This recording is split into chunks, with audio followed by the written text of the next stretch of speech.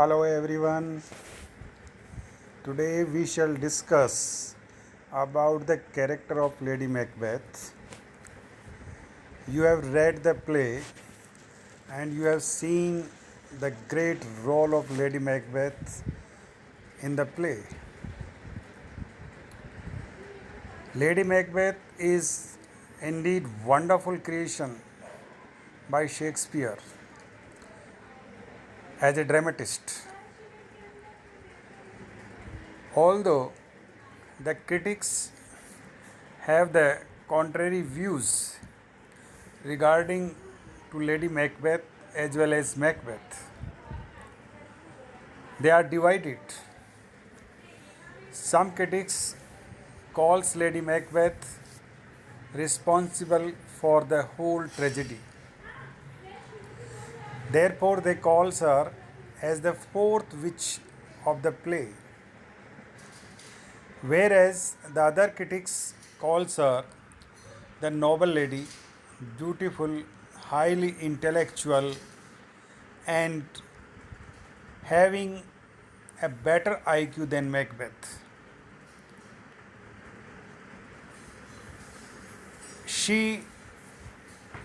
Some critics calls her fourth witch.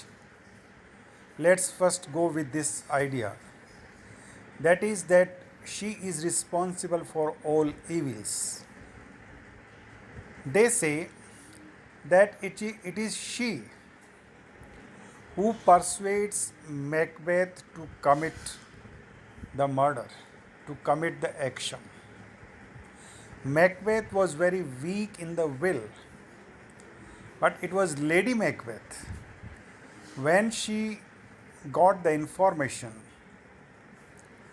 about the prophecies of the three witches by Macbeth through a messenger, and when she also came to know that King Duncan is coming to her castle, becoming as their guest that night, she at once realizes the situation and the ambition of her husband, Macbeth, and she wants to achieve that ambition. She wants that Macbeth should be crowned with the King of Scotland. Therefore, some critics calls her as a fourth witch. Some critics also calls that she is not like a woman, but she acts like a man. We have seen in Act 1, Scene 5th, when she recalls all the deities, all the spirits to unsex her, and how she speaks that they should take away all the milk of her breast so that she could accomplish the task.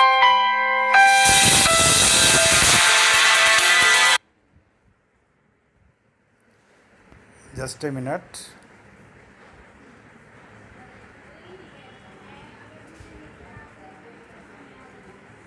So, in this way, the critics are divided.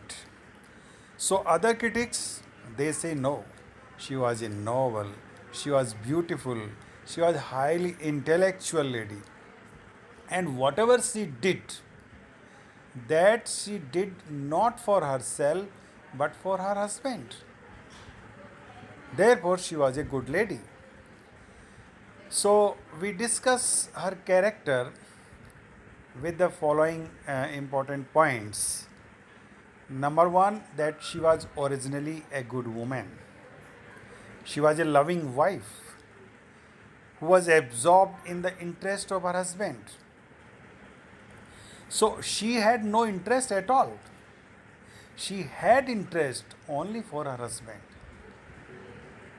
That is, she is a tender-hearted woman, as well as she is also tender-hearted woman. How can we say that? We can say that when we see her dialogue, when we see her dialogue, that take away all the milk from her breast, that it means that she was a tender hearted woman, and she wanted to become a male, so she invokes the spirits to unsex her. So she has to invoke the spirits that I have spoken.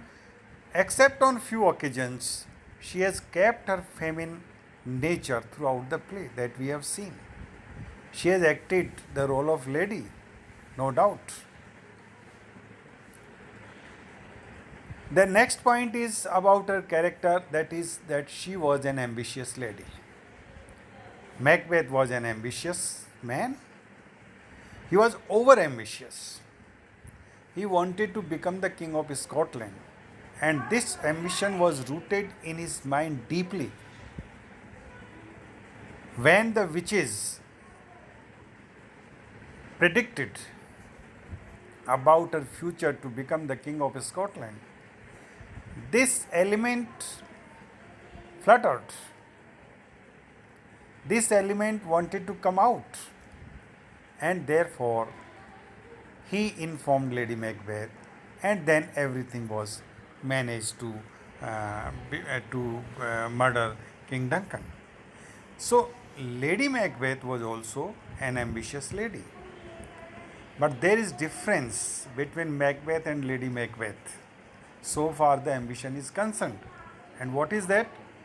That she was ambitious not for herself, but whatever she wishes and does, she does for her husband. So her ambition was for her husband. She wanted to see Macbeth as the crown of the Scotland, as the king of Scotland. She wants him to wear the crown of Scotland. The another point that we should discuss about her character is her love for her husband, that we have seen in the whole play from the very beginning to the last one. Everywhere we will find that she loves her husband very much. It was her love that she became ready to commit the action, to commit the murder. At one place, she also speaks that to Macbeth, that if he is hesitant, it's okay. She will do that action. But the problem is that she saw King Duncan as her father. That is, he resembled her as her father. Otherwise, she would have done that action, that murder. So it was only love for her husband.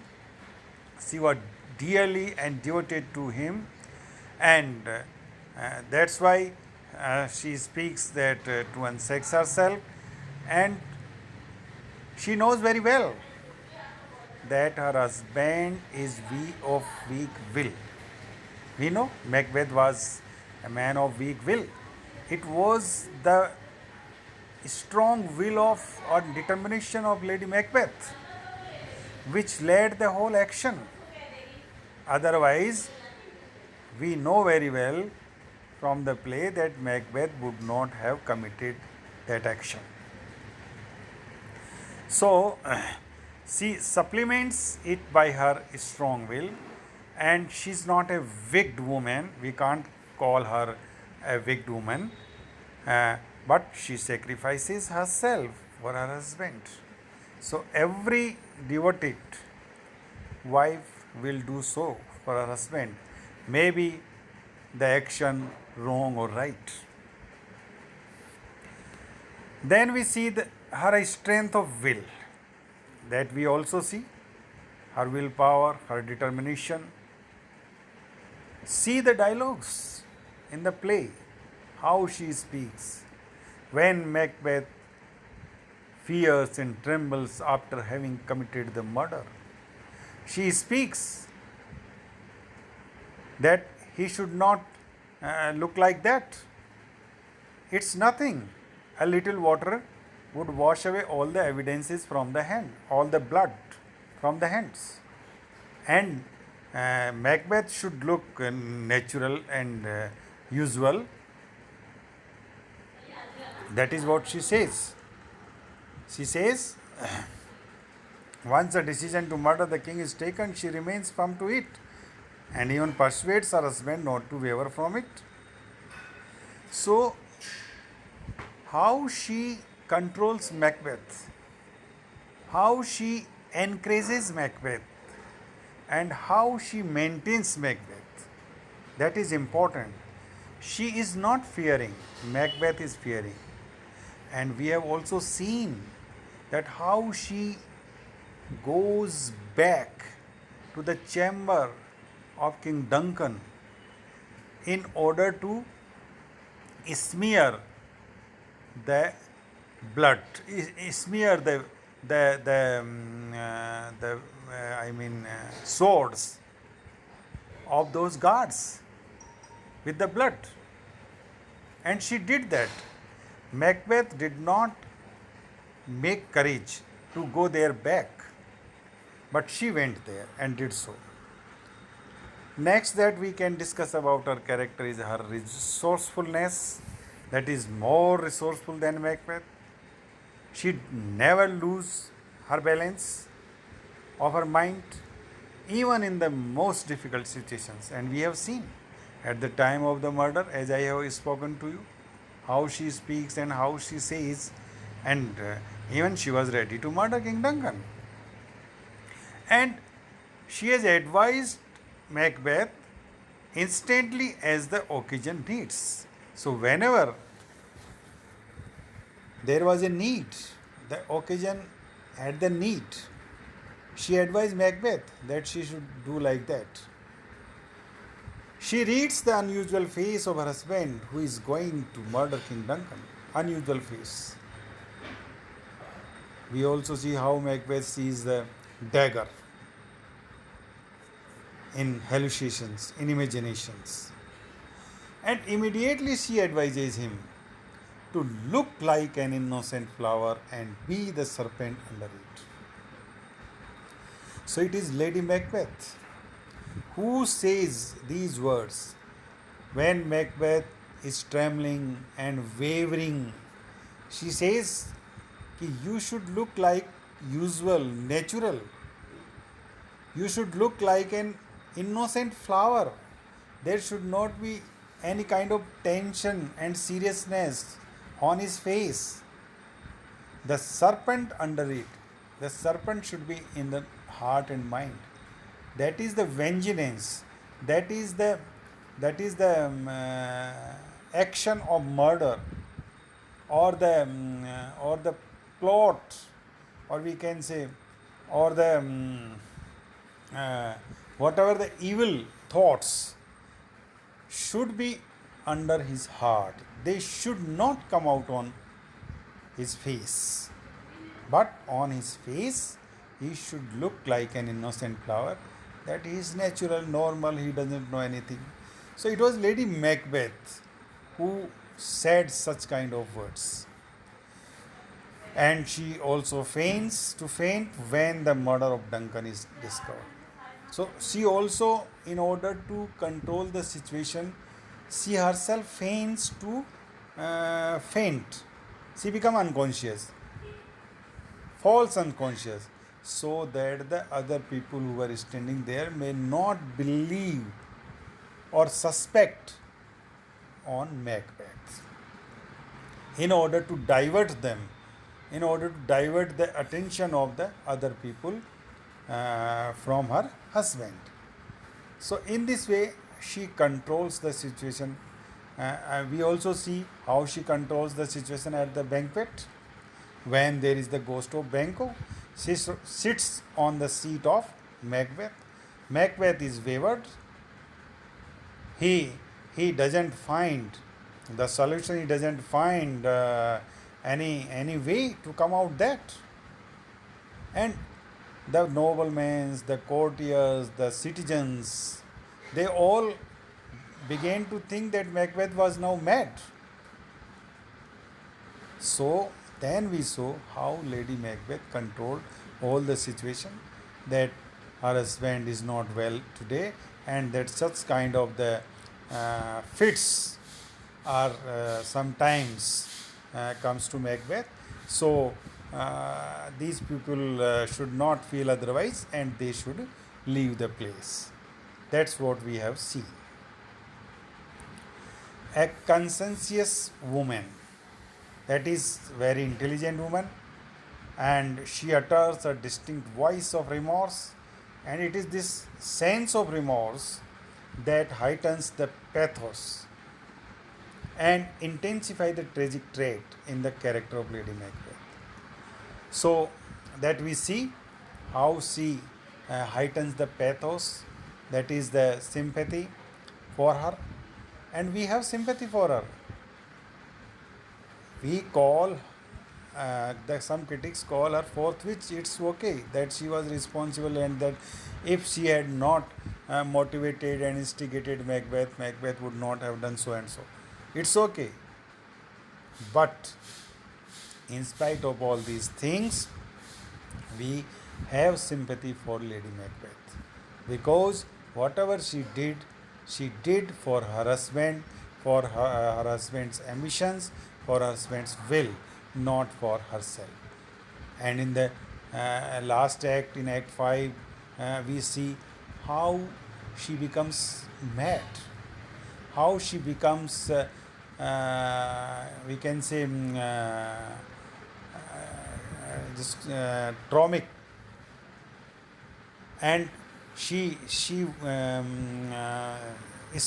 repeats the same words which she had spoken at the time of murder King Duncan, and she regrets in her sleepwalking scene that whatever she did or they did, that was not the good one.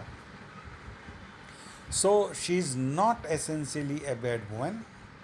She is an idle wife, and she sacrifices all her to satisfy the ambition of her husband, and she becomes an accomplice in the murder, and ultimately in the last we see that how she goes mad and commit suicide.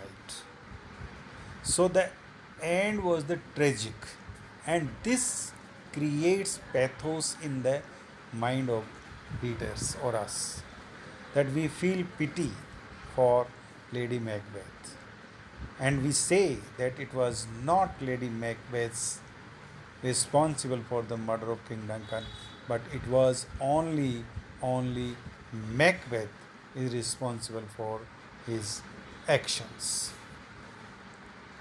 So this is what I have discussed with you, some important aspects regarding Lady Macbeth's character.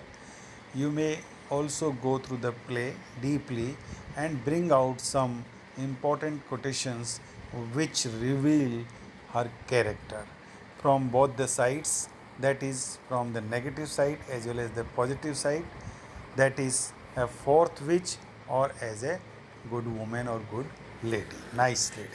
So thank you very much, dear students, and we shall meet with you with another lecture next time. Till then, bye bye.